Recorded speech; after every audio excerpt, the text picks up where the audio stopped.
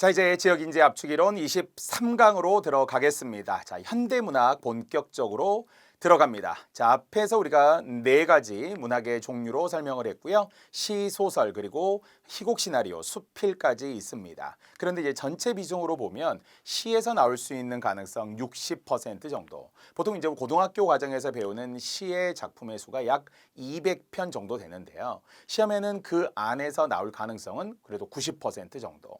200편, 사실 결코 적은 양이 아닙니다.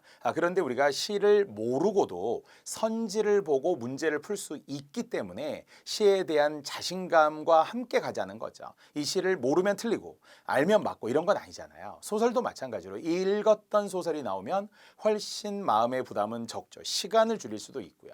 그런데 안 읽은 소설이 나올 가능성도 높잖아요. 그래서 결국 생소한 작품이 나왔을 때 어떻게 접근할 것인지는 추후에 문제풀이를 통해서 자세히 설명해 드릴 거예요. 사실 모르는 시, 모르는 소설이 나올수록 대부분 문제는 적절하지 않은 것이에요. 부정형 문제입니다. 이유는 맞는 세 가지를 통해 힌트를 삼게끔 주려는 출제진의 의도가 있어요.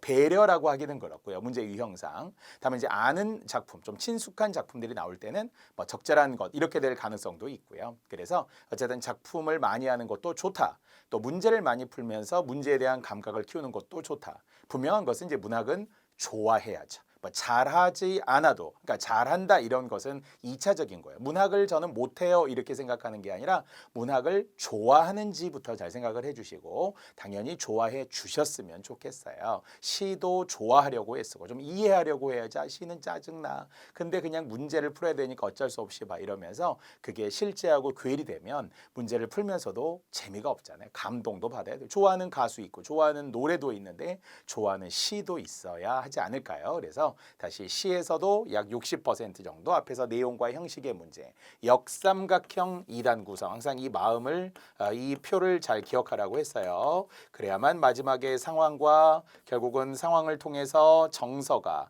태도가 주제가 그래서 뭐 이거잖아요. 그래서 기쁜지 슬픈지 그리운지 앞에서 했던 외경인지 관조인지 달관인지 무상인지 벌써 이런 것부터 출발을 해줘야 된다는 것이고요. 자, 그러면서도 이제 짧은 이론들 앞에서 우리 내재적, 외재적을 물을 수도 있습니다. 어떤 표현 방법, 그래서 수사법 같은 것을 물을 수도 있습니다. 뒤에 기출문제 감각적 표현 같은 게 나오기도 합니다.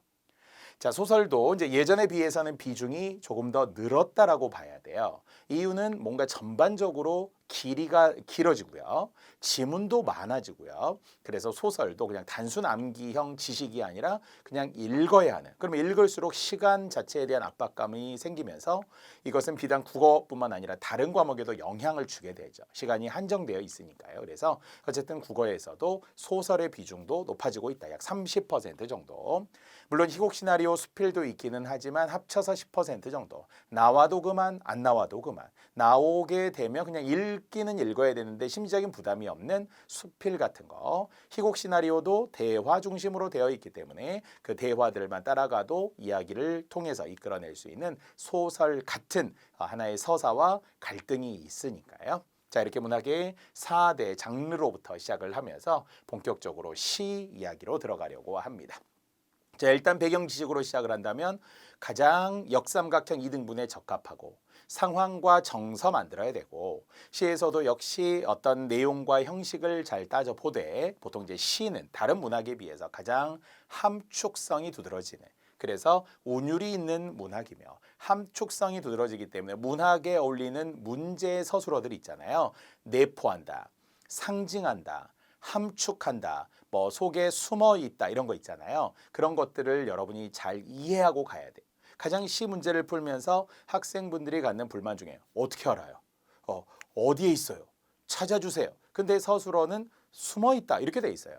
상징한다, 함축한다, 내포한다. 그러면 안 드러났다는 거잖아요. 드러나지 않았는데도 우리가 그것을 찾아서만 맞다, 안 보이니까 틀리다 이렇게 하면 안 된다는 거예요. 그래서 이제 문학의 문제 유형은 함축성, 특히 시가 가장 함축성이 두드러진 것이니까요. 자, 운율이 내재율이라는 거와 외형률이라는 것은 운율이 있다 없다라고 말하면 안 돼요. 어떤 분들은 내재율은 운율이 없대요. 자유시에 운율이 없대요. 그런 게 아니에요. 둘 다 운율이 있잖아요. 하지만 이 글자 내에서 내재율은 운율이 속에 숨어 있다라는 거예요.